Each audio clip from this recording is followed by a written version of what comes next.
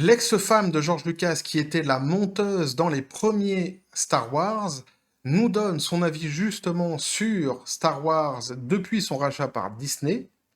Et le moins qu'on puisse dire, c'est que ça lui plaît pas beaucoup. Elle mâche pas ses mots. On voit ça ensemble.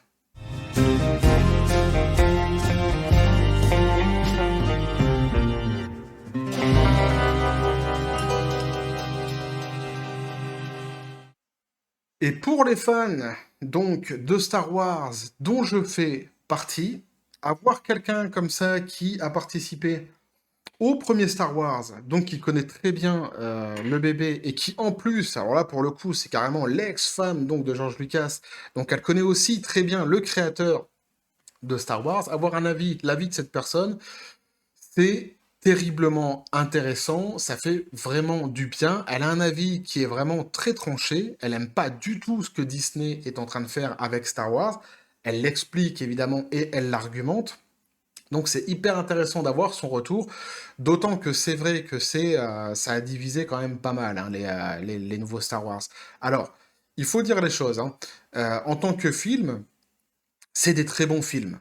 C'est-à-dire que c'est des films avec des gros moyens derrière, il n'y a pas de souci, si tu le regardes comme ça, si t'es pas forcément connaisseur de Star Wars, tu vas passer un bon moment, mais de la même manière que tu pourrais passer un bon moment devant un Marvel ou je ne sais quoi encore. Donc c'est pas des mauvais films, hein. Par contre, pour ceux qui aiment vraiment Star Wars et tout l'univers, hein, surtout qu'il y a autour de Star Wars, c'est beaucoup plus compliqué et il y a beaucoup de critiques à émettre. Et ce qui est très intéressant justement, c'est qu'elle pointe du doigt certaines choses qui ont été pointées aussi par les fans de Star Wars et dont moi d'ailleurs je suis assez d'accord. Donc on voit ça ensemble. Elle nous dit donc, hein, alors ils n'ont rien compris à la magie de Star Wars. La monteuse de la première trilogie s'en prend à Disney. Alors la monteuse, n'y voyez rien de hein, subjectif. La monteuse, c'est celle qui faisait le montage, hein. Restons tranquilles, petit café, les copains. Donc, la chef monteuse de la trilogie originale de la Guerre des Étoiles, Marcia Lucas, affirme dans une interview que Disney n'a rien compris à la magie de Star Wars, et c'est exactement le même sentiment que j'ai eu. Car j'ai eu l'impression que la magie s'était dissipée pour devenir juste une machine de blockbuster. Voilà. Et d'ailleurs, pour faire un parallèle qui n'a absolument rien à voir, je vais faire un parallèle avec Harry Potter. Harry Potter, vous voyez, c'est une ambiance, il y a une espèce de magie, au-delà du fait que ça parle justement de magie, mais il y a une espèce de magie à l'intérieur du film. Et j'ai regardé dernièrement, j'ai commencé à regarder sur YouTube, c'était l'histoire de Voldemort, qui a été fait justement par des Français amateurs apparemment, avec des tout petits moyens. Alors évidemment, ça casse pas trois pattes à un connard au niveau justement des moyens, au niveau du jeu d'acteur non plus, c'est pas top top, hein. Même si je critique hein, fréquemment les acteurs français parce que je les trouve vraiment à la base pas top top. Mais là, c'est vrai que c'est vraiment pas top top. Mais par contre, sur un côté compréhension de l'œuvre, ils ont réussi à retranscrire justement cette magie qu'il y avait dans les Harry Potter. Comme quoi, parfois, sans avoir besoin de gros moyens, mais juste en ayant bien compris une œuvre, eh bien, on peut réussir à faire quelque chose de sympa. Parenthèse refermée, je disais donc, c'est exactement ce que j'ai ressenti moi en regardant les nouveaux Star Wars. Comme je le dis, bon film, mais est-ce que c'est vraiment, est-ce que ça respecte vraiment la magie de Star Wars? C'est une autre histoire. Donc, Marcia Lucas a travaillé comme monteuse sur les trois premiers films Star Wars sortis entre 1977 et 1983, 1983 étant évidemment la plus belle année que l'humanité ait connue. Alors, dans une interview révélée dans un livre récemment publié, elle exprime une opinion pour le moins tranchée à l'égard des films de la nouvelle trilogie produite par Disney à partir de 2015. Alors là, c'est high kick, front kick, karaté kick à l'albazooka, quoi, c'est ça, hein. Elle dit donc: il me semble que Kathy Kennedy, productrice de films, et J.J. Abrams, réalisateur, n'ont pas la moindre idée de ce qu'est Star Wars. Ils ne le comprennent pas, s'insurge la monteuse qui fut l'épouse de George Lucas entre 1969 et 1983. C'est ce que je disais. La société Lucasfilm, dirigée aujourd'hui par Kathleen Kennedy, détient tous les droits de Star Wars. Lorsque Disney a pris le contrôle de cette célèbre franchise, celle-ci a été relancée au cinéma en 2015 avec Le Réveil de la Force, réalisé par J.J. Abrams. Le blockbuster a enchanté le public et introduit de nouveaux personnages comme Rey et Finn. Alors, enchanter le public, on va mettre un tout petit bémol, hein. Quand ils ont dit qu'ils allaient reprendre Star Wars, évidemment, tous, même les amoureux de Star Wars comme moi, on s'est dit super. On revoit du Star Wars, ça fait plaisir. On avait des craintes, parce que ça venait de Disney et que Disney, en plus en ce moment ils sont partis dans des idéologies, dans des trucs un peu chelous, donc on avait des craintes et malheureusement les craintes se sont avérées. Donc oui, c'est vrai qu'il y avait une espèce d'enthousiasme comme ça, de hype. Il y aura toujours une hype, hein, pour Star Wars, pour les fans de Star Wars, mais on avait des craintes et malheureusement ça s'est pas super bien passé, hein, au niveau du respect de l'œuvre, hein. Je parle évidemment. Donc on nous dit, Rey et Finn. Donc toutefois, l'accueil de la critique et des spectateurs envers ces deux suites s'avère beaucoup plus divisé, c'est ce que j'étais en train de dire. Alors, Star Wars, la monteuse de la trilogie, déteste la suite de Disney. La controverse a atteint un pic lorsque la sortie du deuxième film de la nouvelle trilogie, Le Dernier Jedi, réalisé par Rian Johnson. La personnalité de Luke Skywalker n'avait plus grand-chose à voir avec la trilogie originale et beaucoup des questions soulevées dans le premier film sont restées sans réponse. Voilà, c'est un bon résumé, c'est exactement ce que je me suis dit moi aussi quand j'ai commencé à voir le délire et que j'ai vu Luke Skywalker, de la manière dont il le présentait. Marcia Lucas a d'ailleurs détesté la fin du premier film. Là, elle m'a fait vraiment plaisir et elle dit: quand j'ai vu ce film où il tue Han Solo, j'étais furieuse. Ah, je le suis toujours, moi. Je me dis que c'est un mauvais rêve. Franchement, plusieurs fois, je me suis dit, je l'ai même, j'en parlais avec ma femme, j'ai dit, putain, mais à la limite, fallait même pas en parler, quoi. Si c'était pour faire ça, c'était mieux, en fait, de pas l'introduire dedans. De le laisser tranquille, Han Solo. Parce que je trouve ça complètement... En plus, la manière dont c'est fait, enfin, je trouve ça complètement con, quoi. J'étais furieuse, donc elle nous dit, quand ils ont tué Han Solo, absolument, positivement, il n'y avait aucune raison de faire ça. Je me suis dit qu'ils ne comprenaient pas l'histoire des Jedi. Ils n'ont rien compris à la magie de Star Wars. Je suis tout à fait d'accord avec elle. Je fais juste une petite parenthèse, les copains. J'avais fait une vidéo il y a un petit moment sur le Star Wars Knight of the Old Republic, donc les KOTOR, où j'avais dit qu'il y avait des rumeurs, hein, qui pouvaient sortir, et j'avais espéré très fort qu'ils le fassent. Eh bien, visiblement, vous voyez comme je commence à devenir un influenceur extraordinaire parce qu'ils m'ont entendu. Évidemment, je déconne, hein. Et par contre, c'est vrai, ils vont faire la suite, hein. Ils vont pas la suite, mais ils vont refaire un KOTOR. Je sais plus si c'est un remaster ou un remake, mais le fait qu'en plus, quand j'ai été voir les graphismes, ils ont quand même bien vieilli, hein, c'est bien daté, je trouve que c'est bien qu'ils le refassent, et de toute façon, quoi qu'il en soit, que ce soit un remaster ou un remake, j'irai dessus, je l'achèterai, parce que c'est vraiment, pour moi, c'est les meilleurs jeux, hein, Star Wars qu'il y a eu. Parenthèse refermée, mais ça fait plaisir à savoir. Donc Marcia Lucas détesterait créer, selon elle, pour satisfaire un public féminin. Et ça aussi, c'est très intéressant parce que bah, c'est une discussion aussi que j'avais eue avec ma femme. On avait beaucoup d'interrogations sur ce personnage-là qu'on avait un petit peu du mal à cerner, du mal à comprendre.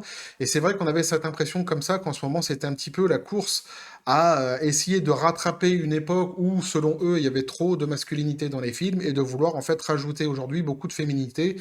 Et en réalité, c'est marrant parce qu'il y a une espèce de contradiction dans leur philosophie. Parce que si leur philosophie, c'est de dire qu'avant, il y avait trop de masculinité, pardon, et que donc c'était pas bien dans les films qu'il y avait à l'époque, dans les héros, etc. L'idée de justement faire basculer ça en mettant trop de féminité, je vois pas en quoi c'est mieux en fait. Et ça aurait été beaucoup plus intelligent pour eux de comprendre en réalité que c'est vrai qu'il faut pas se fixer uniquement sur les hommes pour les mettre en avant, mais que du coup, bah, ça aurait été bien en fait de faire un espèce de mélange et de pas partir dans des extrêmes. Si les extrêmes d'avant n'étaient pas bons, les extrêmes d'aujourd'hui, si les extrêmes d'avant exaspéraient, évidemment les extrêmes d'aujourd'hui vont aussi exaspérer. C'est mon analyse et ça aurait été beaucoup mieux. Et c'est ce que je dis souvent en fait, à vouloir en fait en faire trop et dire on est contre la discrimination. En fait, ces gens-là discriminent tout simplement. Et ça aurait été mieux, en fait, justement, de le faire avec une bonne intelligence, de bien comprendre les choses et d'intégrer de manière positive un petit peu tout dans les films sans avoir besoin de mettre en avant quoi que ce soit en réalité. Voilà mon avis un petit peu philosophique, la petite minute philosophique de l'histoire.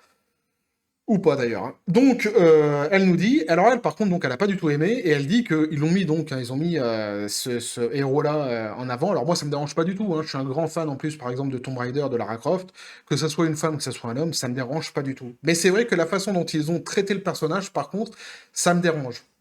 Et elle soulève des questions que je me suis posées aussi, hein. On va voir ça, elle dit, donc en 2019, l'ascension de Skywalker n'a pas fait beaucoup pour soulager la controverse, même avec J.J. Abrams, à nouveau aux commandes. Maria Lucas est outrée envers Disney et Kathleen Kennedy, donc elle dit, encore une fois, ils se sont débarrassés de Han Solo, ils ont désintégré Luke, ils ont tué Han Solo, ils ont tué Luke Skywalker, ils n'ont plus la princesse Leia, et pourtant, ils crachent des films chaque année, elle est chafouin.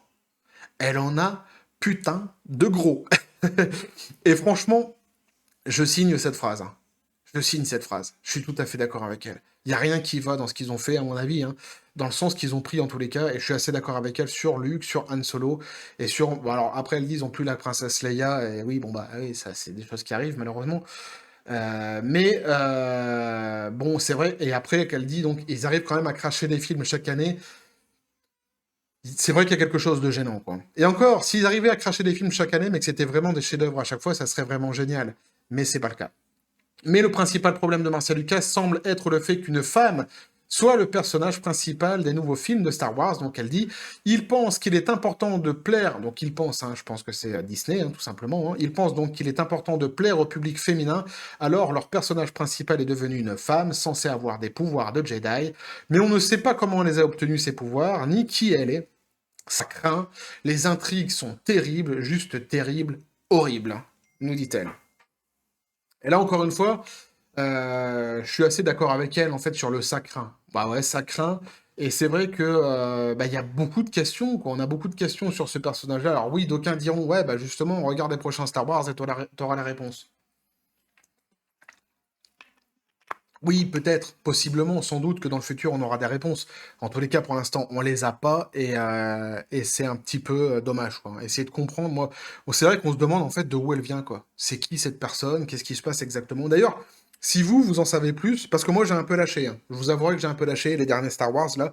Je les ai regardés sans les regarder. Je sais même pas si je me suis pas endormi sur certains d'entre eux. Donc j'ai peut-être pas tout suivi ce qui s'est passé derrière, ni ce qui a été expliqué. Donc si vous avez des explications à donner sur ce personnage-là, n'hésitez pas dans les commentaires, hein. Au contraire.